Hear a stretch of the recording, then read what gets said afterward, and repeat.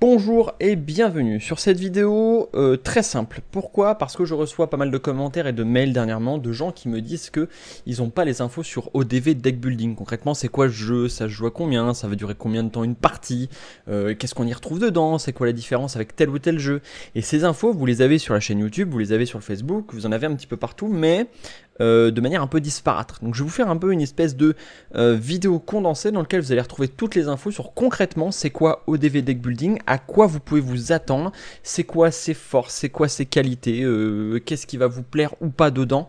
On va reprendre un petit débrief là-dessus, on va essayer de faire ça assez rapidement. C'est parti.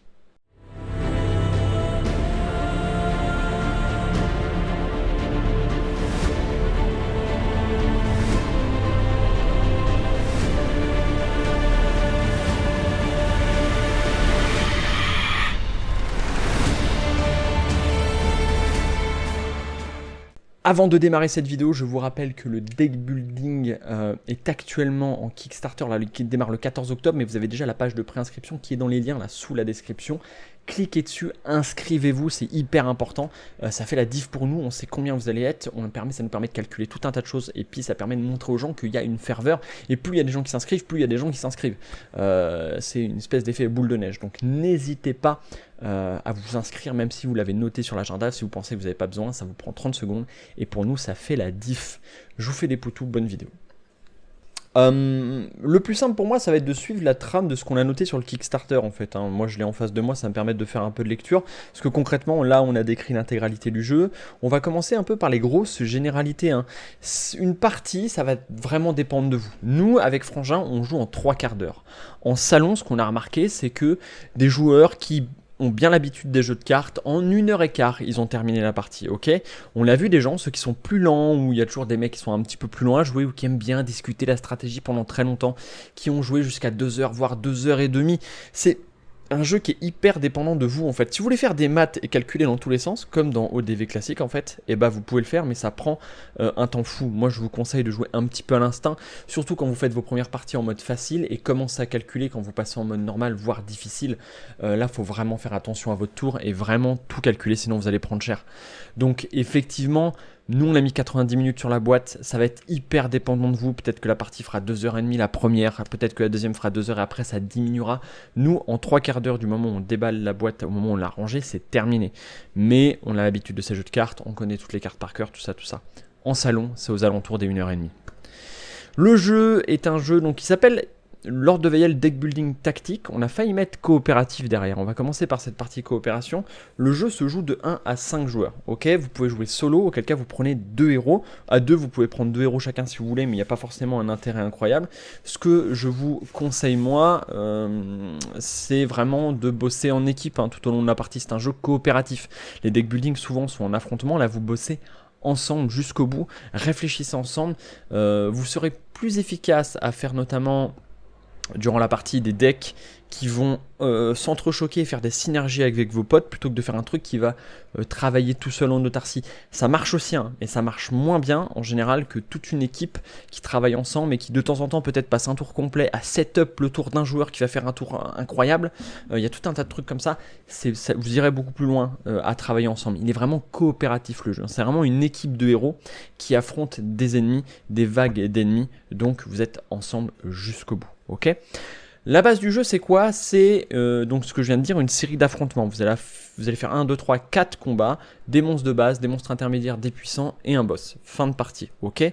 Entre chacun de ces combats, vous allez avoir une phase de renforcement qui est la phase en fait de deck building. Donc vous ne buildez pas pendant que vous combattez, jamais, vous buildez entre les combats pour vous préparer au prochain combat en fonction de ce que vous avez vu avant, de la situation dans laquelle vous vous trouvez, etc. etc. ok? Donc la partie deck building, on va rentrer un petit peu là-dedans. La partie deck building, elle a plusieurs éléments. La première chose, c'est qu'au début de la partie, vous choisissez un personnage. Ce personnage, il va vous donner un deck de base. Ce deck de base, il est marqué au dos de votre personnage. Le deck de base contient des frappes, des tirs, des courses, des premiers secours, ce que vous voulez. C'est marqué au dos. Ça vous fait 10 cartes. Ensuite, votre héros vient systématiquement avec 3 cartes de héros. Une carte de héros initié, une carte de héros adepte et une carte de héros maître. Cette carte héros initiée, la première, elle rentre direct dans votre deck. Donc vous avez 10 plus 1, 11 cartes. À celle-là se rajoute une première phase de deck building dès le début de la partie, avant même de commencer à tarter, dans lequel vous allez avoir des cartes de héros novices. Il y en a 18 dans le jeu de base et ça monte à 24 ou 30, un truc comme ça avec les extensions, dans lequel vous allez pouvoir en mettre 2 dans votre deck. Ces cartes sont liées à votre couleur. Chaque héros a une couleur. Je vais vous montrer ça tout de suite. Vous allez voir concrètement la dynamique. Voilà, donc très rapidement, c'est ce que je voulais vous montrer. Vous avez le pyromancien qui a le deck de base contient blablabla et vous avez 2 couleurs en haut à droite. Voilà, chaque héros est comme ça, les couleurs changent, le deck de base change bien entendu. Et donc c'est avec ces couleurs-là que vous allez builder tout au long de la partie. Donc votre deck de base contient 10 cartes, plus une de héros initié qui est liée au pyromancien, donc pour lui ce sera la boule de feu, et 2 cartes de héros novices qui sont au choix parmi les 18 cartes de héros novices qui sont les équivalents de capacité de niveau 1 du chapitre 2. Donc là vous avez un deck de 13 cartes prêt à commencer. Chacun des héros fait ça, puis vous allez tarter des monstres. Arrive donc la question de la partie deck building du jeu. On parlera un petit peu des combats après, mais la partie deck building du jeu est ce qui peut vous plaire. Ce qui est intéressant avec ODV Card Game, c'est qu'on a testé plein de deck building et on a viré tout ce qu'on n'aimait pas dans tous les deck building, et surtout on a rajouté tout ce qu'on aimait, ce qu'on aurait aimé en tout cas voir et qu'on n'a pas réussi à trouver. Ok ? Il se passe plein de choses avec ça. La première chose, c'est qu'on s'est vite rendu compte, et ça j'en avais déjà parlé dans d'autres vidéos, donc je vais refaire un petit débrief ici. Souvent les deck building, tu as une ressource d'achat, une espèce de rivière de cartes, souvent on l'appelle comme ça, où tu vas pouvoir, avec des cartes que tu as dans ta main, acheter des cartes que tu vas rajouter dans ton deck. Ok. Nous, ça, on n'aime pas la dynamique, parce qu'il y a une frustration à avoir des cartes qui sont de qualité, de ne pas pouvoir les acheter, encore plus quand on est en opposition, et on n'aime pas du tout cette dynamique-là. La deuxième, c'est qu'on ne voulait pas non plus qu'il y ait conflit au niveau de la partie building du deck. Vous êtes en coopération, et je pense à Legendary typiquement, quand on est en coopération mais qu'il y a quand même une espèce de fritage parce qu'il y a une carte qui peut rentrer dans mon deck et dans celui du copain, et ben on est obligé de se prendre la tête ou de réfléchir, et il y en a un qui va être bougon ou qui va devoir se raviser sur les cartes qu'il voudra acheter parce que l'autre le veut. Donc la partie deck building, elle est, j'ai envie de dire, assez personnelle. À chaque fin de combat, on va vous donner 3 cartes. Une carte grise, tout le monde y a le droit, et une carte de chacune des couleurs de votre héros. Si on prend le pyromancien de tout à l'heure, c'était une jaune, une bleue, plus une grise, donc 3 cartes. Vous les lisez, vous en prenez une, vous la mettez à un défaut, c'est les autres poubelles. Il n'y a pas de ressources d'achat, vous prenez ce que vous voulez, et il n'y a pas de compétition avec les autres joueurs. Chacun ses cartes, après vous pouvez réfléchir, tiens j'ai cette carte là, est-ce que tu penses que si je la prends ça peut t'intéresser en synergie avec toi, blablabla, mais vous n'êtes pas du tout en compétition, chacun fait ça dans son coin, c'est un build qui est assez personnel, et du coup ça évite de se prendre la tête à ce niveau là. Ça évite aussi les histoires de j'aimerais avoir la même carte que toi mais je ne peux pas, c'est toi qui l'as eu, tant mieux pour toi, moi j'en ai eu d'autres, c'est pas grave. Le fait qu'il n'y ait pas d'achat aussi, ça veut dire que toutes les cartes, idéalement, sont sur une espèce d'horizontalité en termes d'efficacité. Elles ont toutes des effets différents, mais très souvent en salon, quand je fais tester le jeu, les gens prennent 3 cartes et me disent à chaque fois, et c'est très souvent, à chaque fois, il y en a toujours au moins un qui me dit ah, le choix est difficile. Je lui dis si le choix est difficile, c'est-à-dire que moi j'ai bien fait mon taf. Parce que mon but c'est que vous preniez 3 cartes et que le choix soit cornélien à chaque fois. Vous soyez obligé de prendre des décisions qui vont emmener votre deck dans une direction spécifique. Et ça, vous le faites vraiment, c'est un choix conscient personnel qui n'est pas lié à une ressource d'achat, qui n'est pas lié à une compétition avec d'autres joueurs, c'est de vous à vous-même où est-ce que vous voulez emmener votre deck. Et ça fait énormément de différence sur la psychologie des joueurs. Pardon. Vous allez le voir quand vous allez le tester, les choix sont cornéliens, mais ils sont très agréables. Il y a vraiment un aspect quand vous terminez un combat, cool, c'est le moment du loot en fait. On retrouve un peu cet aspect fin de combat dans l'ordre de Veyel, où il y a du butin qui va tomber. Et du coup, ça marche très très bien, niveau psychologie des joueurs.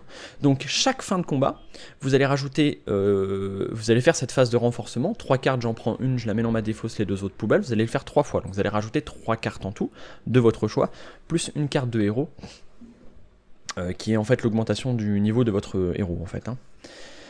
Donc ça c'est pour la partie deck building, et ça implique plein de choses, ça implique que les synergies on a pu se lâcher sur plein de choses, ça implique que votre personnage, comme il a 2 couleurs, il est ancré dans une certaine forme de gameplay, de possibilités. Si vous prenez un autre héros avec des couleurs différentes, des combos de couleurs différents, plus ces cartes de héros différentes, même 2 héros qui auraient les mêmes couleurs mais pas les mêmes cartes de héros, par exemple on prend le guérisseur qui est bleu-jaune et le pyromancien qui est bleu-jaune, ils ont les mêmes couleurs mais le gameplay sera pas du tout le même, parce que votre héros et vos cartes de héros vont vous donner une tendance et après c'est à vous d'aller améliorer cette tendance. Et si vous mettez tout le côté aléatoire du building, c'est-à-dire sur toutes les piles de cartes de récompense que vous allez prendre les cartes de couleur, en choisir une et le mettre dans votre défausse. Si vous prenez tous les héros, ça vous fait un nombre de combinaisons qui est hallucinant. Pour information, le jeu avec les extensions au début devrait sortir à peu près que 830 cartes à peu près, dont plus de 700 uniques. Et il devrait y avoir plus de 30 héros qui ont chacun 3 capacités complètement différentes. Donc ça fait un paquet de parties, un paquet de cartes, un paquet de combos et de synergies, toujours dans la logique Lord de Veil. Hein. Vous donnez de quoi avoir envie de ressortir le jeu avec d'autres potes, tenter des parties en boucle pour essayer de casser le jeu dans tous les sens. Et avec ça, vous avez une horde d'ennemis. Je crois que vous avez plus de 60, avec toutes les extensions, ce sera plus de 60 ennemis dès la sortie du jeu. Vous avez largement de quoi vous challenger avec les niveaux de difficulté et tout ça. Donc l'aspect deck building, c'est ça. Hein. Il n'y a pas de concession, c'est du pur plaisir. Il n'y a pas d'affrontement entre vous, il n'y a pas de frustration via la ressource d'achat. C'est vraiment ça, l'aspect deck building de Lord de Veil, et ça lui donne un cachet que j'ai vu nulle part ailleurs en fait, et qu'on voulait vraiment avoir quelque chose qui sortait de tous ces carcans qui pour moi parfois sont assez gênants. En fait, je trouve dommage, je trouve que ça dessert le jeu assez régulièrement. On va se retrouver rapidement comme ça pour parler de l'aspect coopératif. Ce que je vous disais tout à l'heure, c'est-à-dire que je prends la plupart des jeux, je prends Legendary, je prends Clank, je prends en même temps quand c'est de l'affrontement c'est normal, mais même en coopération, on se retrouve souvent à jouer dans son coin, chacun notre tour. Et on voulait vraiment pas ça, on voulait à mort de synergie entre les joueurs et on voulait la possibilité de casser le jeu. Et moi souvent ce qui se passe quand je fais des parties avec vous en salon, si je me retrouve avec un personnage qui a la possibilité de jouer le support ou de setup, de préparer un tour pour un de ses alliés, je le fais pour vous montrer la puissance du truc, parce que souvent on a envie de faire des choses nous. Et j'essaye de vous éduquer à vous montrer qu'il y a aussi la possibilité de prendre énormément de plaisir à 2 joueurs qui vont se débrouiller pour que le troisième par exemple il ait un tour incroyable du genre à casser le jeu. À Vichy notamment, je l'ai fait 2-3 fois et c'était vraiment incroyable de voir comment les joueurs ils disaient putain mais on peut faire ça en fait. Oui, parce que chacun on se fait piocher 1 ou 2 cartes chacun dans notre coin, mais imagine on fait démarrer le tour du mec avec 12 cartes en main, il a 15 blocages sur lui et il va faire des trucs de ouf. Et là c'est impressionnant, on voit un tour qui dure 5 minutes mais le mec il éclate tout le monde en un tour, c'est incroyable et c'est hyper agréable à jouer. Un exemple tout bête de petite interaction que je peux vous montrer, et je vais vous le montrer avec les cartes qu'il y a là. On a un chevalier. Le chevalier est marqué ici, gagne 2 blocages. Bon après jusqu'à la fin du tour ces blocages disparaissent, là on s'en fout, mais il gagne 2 blocages. Ensuite il joue cette carte, il gagne 6 blocages, puis il joue cette carte, il double ses blocages, il passe donc à 12 blocages. Ok, c'est un petit exemple d'interaction, il a joué son tour dans son coin. Moi je suis le guérisseur, bah, qu'est-ce que je vais y faire? Je vais y jouer bouclier de conservation. Tiens, je vais t'en mettre 3 de plus des blocages, tu montes à 15. Ensuite, je vais te jouer l'aura défensive. Tu vas piocher X cartes où X est égal à la moitié de son blocage arrondi à la valeur inférieure. Donc le chevalier il pioche 8 cartes, ce qui veut dire qu'il va commencer son prochain tour avec 13 cartes. Et après, j'ai pas terminé, je suis toujours le guérisseur. Je cible mon ami le chevalier. Je lui retire watt milliard de blocage, hein, genre 10 par exemple. Je lui en laisse un petit peu pour le tour, on sait jamais. 12 points de dégâts partent sur la pestilence, hein. La pestilence elle est là, on est 2 joueurs, elle a 3 x 4, 12 points de vie, on la one shot, merci, au revoir, fin de journée. Ça c'est des interactions que vous ne pouvez faire que si vous êtes conscient de ce que les copains ont dans leur deck et quels sont leurs buts en termes de gameplay. C'est-à-dire que si je suis guérisseur, je vais voir la carte cuirasse explosive, je vais me dire bah moi ça me sert à rien, je mets très peu de blocage, c'est pas intéressant, je le vire. Ouais mais attends Coco, t'as un chevalier avec toi, et lui il génère 15 blocages par tour sans aucun problème. Travaille avec lui, il y a moyen de faire des trucs de ouf. L'aura défensif ne te servira à rien à toi, mais ça peut lui servir à lui. Et c'est même pire que ça, parce qu'après le chevalier, pour peu qu'il ait un petit peu de chance, il peut avoir des trucs qui disent du genre mettez autant de blocage sur un allié que ce que vous avez sur vous. Et après, toi aussi, tu peux te faire exploser, toi aussi, tu peux te faire piocher des cartes.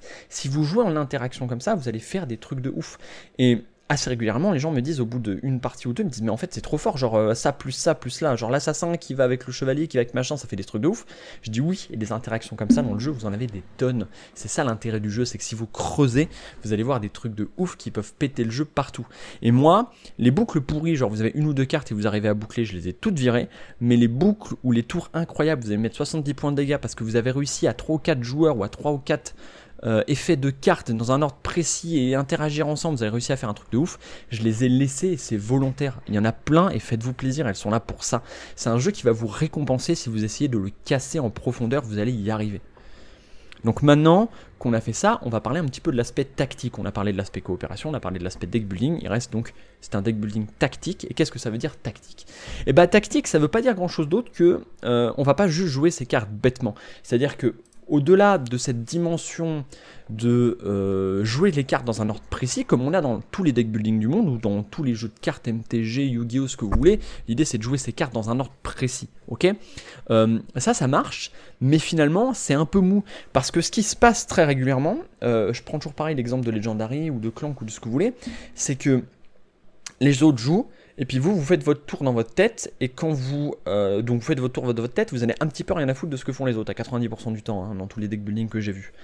Et quand arrive votre tour, vous jouez vos cartes sans trop réfléchir. Là, vous allez vous balader sur un plateau, ok. Il y a un gros plateau de jeu qui fait 4 par 6 cases, et donc les choses vont bouger, les joueurs vont vous déplacer. Vous êtes soigneur, vous avez prévu de soigner le chevalier, attention à ce qu'il se barre pas trop loin, sinon vous pourrez pas le soigner. Peut-être qu'il faut que vous jouiez avant, et peut-être que lui ça peut l'intéresser si vous lui donnez du blocage avant, mais en même temps si vous faites ça dans l'autre sens, il peut se passer d'autres trucs. Et puis c'est cool, mais le magicien a joué d'abord, il a bougé le monstre, mais loin de vous, du coup vous pouvez pas soigner et taper. Et en fait, le fait de se retrouver sur un champ de bataille avec des cartes qui ont une portée, c'est pas juste ah là là, j'ai un combo trop bien dans ma main, c'est j'ai un combo trop bien dans ma main, comment je peux me placer sur le champ de bataille, comment vous pouvez vous placer pour qu'on puisse tirer au maximum de potentiel des cartes que j'ai en main. Et du coup, toutes les cartes du style, je vais bouger un ennemi, je vais bouger un autre héros, je vais permettre à tout le monde de se déplacer d'une case, tout ça, ça prend une importance improbable, parce que avoir une main de 5 attaques, mettre à l'autre bout du plateau et pas pouvoir taper le monstre, ça n'a aucun intérêt. Et donc vous êtes toujours attentif à ce que font les autres, vous êtes attentif à ce qu'ils ont dans leur deck. Attends, mais toi le magicien, t'as pas un truc qui peut bouger un ennemi de 3 cases? Ça m'intéresse, je peux pas bouger ce tour-ci. Tout ça, ça devient hyper intéressant. Et ça, c'est un aspect tactique qui vient se caler par-dessus l'aspect deck building qu'on a classiquement, l'aspect jouer des cartes. Maintenant, c'est je joue des cartes, mais il me faut que le plateau soit positionné dans une manière pile poil pour que ça puisse fonctionner. Et si ça ne peut pas, je vais être obligé de sacrifier des cartes pour me mettre dans le setup, et du coup mon tour va être moins efficace. Mais ok, qu'est-ce que je sacrifie? Qu'est-ce qui dans mon combo est le moins important? Et tout ça, le jeu explose en termes de dimension, pas en termes de difficulté, hein. C'est pas si chiadé que ça, mais tout devient beaucoup plus intéressant. Votre tour, celui des autres, celui des monstres, votre placement sur le champ de bataille, tout prend une dimension tactique qui est hyper intéressante et que je n'ai jamais vu sur un autre deck building. Encore une fois, c'est pas ce que je fais le plus, jouer des jeux de société, donc peut-être que ça existe déjà, mais nous, dans ce qu'on a testé, on ne l'a pas vu, ok. Ensuite, on va parler d'une dernière petite chose, de deux dernières petites choses, ok. 3, allez 3, et je vous fous la paix. Première chose, l'adrénaline. L'adrénaline, c'est quoi? Lorsque on joue au deck building, c'est très désagréable de ne pas pouvoir épurer son deck. Et en vrai de vrai, hein, des deck building dans lesquels on peut épurer son deck, j'en connais très peu. Je crois même pas que j'en ai un exemple en tête où il y a un mec qui me permettrait d'épurer autant que ce que j'aimerais épurer, ok. Legendary le fait, mais en général, on te vire les bonnes cartes et on te laisse les cartes de merde. De temps en temps, tu vas virer 2-3 cartes par partie et c'est marre. Clank, très rare aussi. Starhelm, je suis pas convaincu d'en avoir souvenir, peut-être que oui, mais concrètement, j'ai vu ça très rarement. Nous, ce qu'on voulait, c'est que la mécanique d'épuration de deck soit un choix conscient et qu'elle soit une mécanique ancrée dans la réflexion, toujours pareil, de votre tour. Et donc, ce qui se passe, c'est que votre deck, c'est vos points de vie. Quand vous prenez une tartine, la carte de votre deck va dans votre blessure. Plus vous prenez des tartines, plus vous avez des blessures, et donc plus votre deck de cartes, il se rapetisse. Quand vous vous soignez, vous choisissez la carte que vous soignez. Ce qui veut dire que vous allez prendre des tartines qui sont le dessus de votre deck, donc ça c'est aléatoire, vous pouvez rien y faire. Et ensuite vous allez pouvoir vous soigner. Et donc là vous récupérez les bonnes cartes et vous les remettez dans votre deck, en laissant les cartes de merde. Ce qui veut dire deux choses. La première chose, c'est que soigner, c'est un choix conscient et réfléchi. Je vais pas soigner pour soigner. T'as des blessures, je te soigne? Non. T'as des blessures? Ok. Est-ce que t'as des cartes que tu veux récupérer? Oui. Est-ce que je peux te soigner pile poil de ce nombre-là, ou est-ce que je vais t'obliger à récupérer des cartes de merde? Peut-être que oui, peut-être que non. On en parle, on réfléchit en fonction de ça. Ce qui veut dire qu'avoir avoir un soigneur qui peut soigner 50 blessures, ça ne sert à rien. Vaut mieux avoir un soigneur qui peut soigner 4, 5, 6 blessures efficaces, plutôt que qui te soigne tout ton deck et que tu te retrouves avec un deck que tu n'as pas envie. Donc idéalement, il ne soigne que ce que tu as envie de récupérer, et petit à petit, en faisant cette mécanique-là, vous allez virer vos cartes en les laissant dans les blessures. Nous, on appelle ça l'adrénaline. Plus vous prenez la décision de retirer des cartes de votre deck, et donc de perdre des points de vie, plus votre deck sera un condensé de bonnes choses. Et ce qui se passe, et vous allez le remarquer dans le jeu, et ce sentiment est incroyable, je vous le dis tout de suite, moi je suis vraiment excité par ce jeu, je sais pas pourquoi, presque plus que Lord de Veil classique, alors que j'adore Lord de Veil classique. Paradoxalement, plus vous êtes proche de la mort, plus vous êtes efficace. Il y a vraiment le côté je vais crever, alors je donne tout. Il y a vraiment ce côté adrénaline en fait. Et vous allez avoir cette dynamique où vous allez pouvoir tarter des culs à fond parce que vous êtes au bord de la mort. Il vous reste 8 ou 9 cartes, une tartine, vous êtes mort, mais vous avez 9 cartes incroyables. Que des trucs que vous avez choisi de remonter, pile poil ce qu'il faut pour faire des combos en boucle, mais prenez une tartine, vous êtes mort. Et ça, c'est incroyable. Et du coup, quand le soigneur va vous dire je vous soigne, vous dites ok, mais en même temps, c'est cool ce que je suis en train de faire maintenant, quoi. Est-ce que je prends le risque de crever à n'importe quel moment? Mais je suis un héros incroyable, quoi. Et l'adrénaline, c'est ça. C'est le no pain, no gain. C'est il n'y a pas de risque, il n'y a pas de bonus, il n'y a rien. Plus vous êtes des héros lâches, et je le vois souvent sur les gens qui jouent assassin, excusez-moi les assassins, mais eux ils sont très fiers en fin de combat, en fin de partie ou arrivent au boss d'avoir pris 0 blessure ou presque aucune tartine. Des fois ils savent même pas ce que c'est encore prendre des blessures, pour de vrai. N'empêche que quand ils arrivent au boss et que tout le monde a une 10-12 cartes et font des tours de ouf et qu'ils disent bah ce tour-ci j'ai course, frappe et que c'est les cartes de deck de base de merde, et ben ils disent mais pourquoi moi je fais pas des trucs de ouf? Et bah parce que à aucun moment tu n'as pris des risques. Et si tu ne prends pas de risques lors de le deck building, tu n'auras pas la récompense d'être incroyable. Il faut prendre le risque de se rapprocher de la mort pour être le plus effectif, le plus efficace possible. Et à niveau de difficulté élevé, ceux qui auront pris le plus de tartines et qui auront su condenser les quelques cartes qui font la diff, c'est eux qui iront le plus loin et qui arriveront à passer ce mode difficile, parce que croyez-moi bien, il est difficile. Déjà le mode normal, vous ne le passerez pas du premier coup, c'est certain. Ça, c'est pour la mécanique d'adrénaline. 2 choses encore, pour terminer. Les monstres, il n'y a pas d'aléatoire. Tout est déterministe. Vous avez 2-3 règles qui font que les monstres ils bougent d'une certaine manière, ce qui fait concrètement que vous savez exactement, en fonction du placement que vous avez sur le champ de bataille, comment les monstres vont agir. Donc, si les monstres vous quichent la tête, si les monstres font un comportement que vous n'aviez pas prévu, c'est vous qui vous êtes mal positionné. Ce qui veut dire qu'en plus de gérer vos cartes de manière tactique, en plus de gérer les déplacements des potes, vous allez devoir réfléchir à comment vous allez vous positionner à la fin de votre tour sur le champ de bataille pour que les monstres puissent se déplacer de telle manière que vous allez pouvoir rebananer les monstres au prochain tour et éviter qu'il y en ait un qui prenne toutes les tartines. Et ça fait la différence aussi.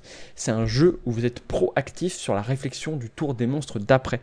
Vous êtes toujours avec 15 trucs en tête à optimiser au maximum. Pour autant, c'est que des trucs simples. C'est plein de petits trucs simples à optimiser. Il n'y a rien de compliqué, de chiadé. Et du coup, c'est un jeu qui va vous donner une profondeur énorme à une vitesse incroyable. Vous allez faire peut-être une partie ou 1 ou 2 combats, même pas 1 ou 2 combats en mode ah ok, alors les monstres un peu comme ça va vous faire un petit peu galère. Vous aurez fait 2-3 combats. Après, je vous assure que c'est une mécanique instinctive. Et là, tout de suite, bim, vous avez un nouveau pan de la stratégie qui s'ouvre à vous. Comment je banane les monstres, comment je me positionne pour être sûr que lui prenne les tartines, lui prenne ci, et qu'il se passe ça et qu'il se passe mi. Tout ça, c'est hyper important et ça fait la différence de ouf. C'est pas juste un monstre qui vous tape. Il va se déplacer, il va bouger, il va vous faire des effets, il va avoir des effets négatifs, vous faire défausser des cartes, etc. etc.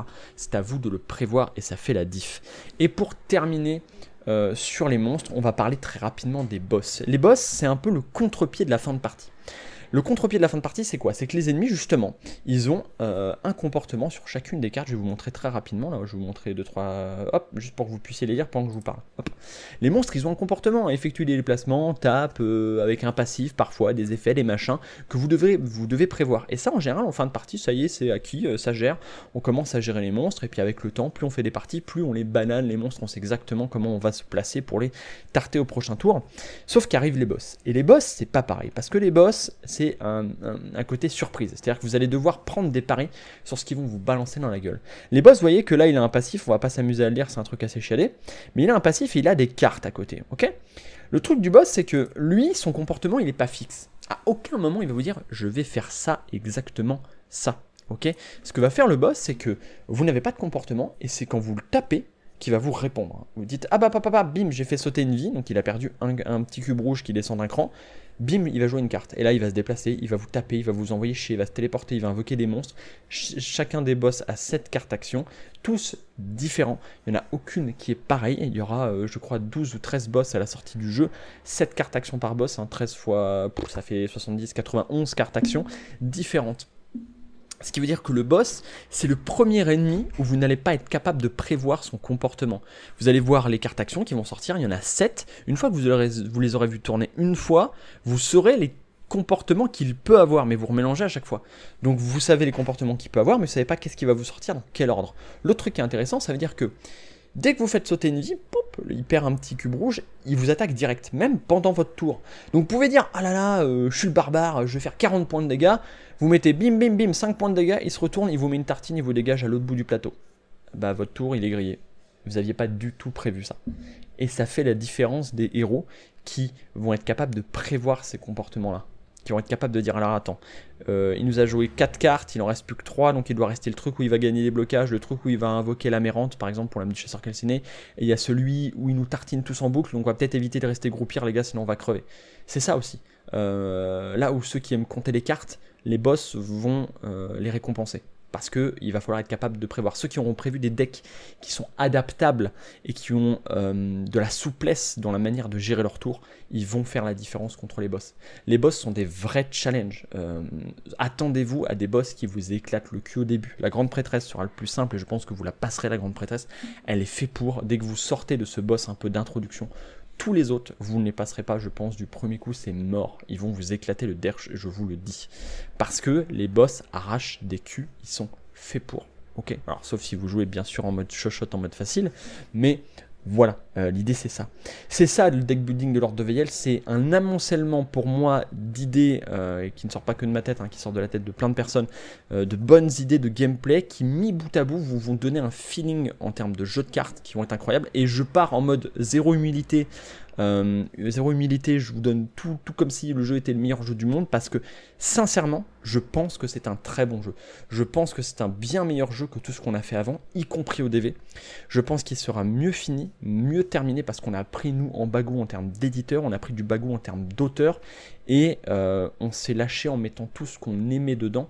Et quand on voit les retours en salon, je pense qu'il sera ce jeu fédéré. Et je pense qu'il a sa place dans n'importe quelle ludothèque de mecs qui aiment les jeux de cartes. Vous allez kiffer ça à balle. Et si vous n'aimez pas trop les deck building, parce que souvent c'est de l'affrontement, j'en ai eu des gens qui disent « Ah, deck building, ah non, je dis coopératif », ils disent « Tiens, je suis curieux ». Et ils kiffent leur mère, les mecs.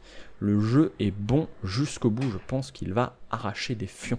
Okay, et je vous ai pas parlé de la corruption, je vous ai pas parlé de toutes les extensions, ça vous le verrez dans le Kickstarter, mais voilà. Lord de Veyel Deck Building, ça va être ce jeu, je pense que ça va être probablement, sans hésiter, jusqu'à temps qu'on arrive à le détrôner, le meilleur jeu paria qu'on ait pu faire. Je vous fais des gros poutous, voilà un gros débrief sur ceux qui veulent savoir c'est quoi ODV Deck Building exactement, ça fait 30 minutes, c'est hyper long, mais au moins vous savez tout, celui qui a regardé ça, il sait absolument tout ce qu'il y a dans ce jeu. Voilà, c'est tout pour moi. Prenez soin de vous, profitez de cette semaine et surtout, jouez à des jeux.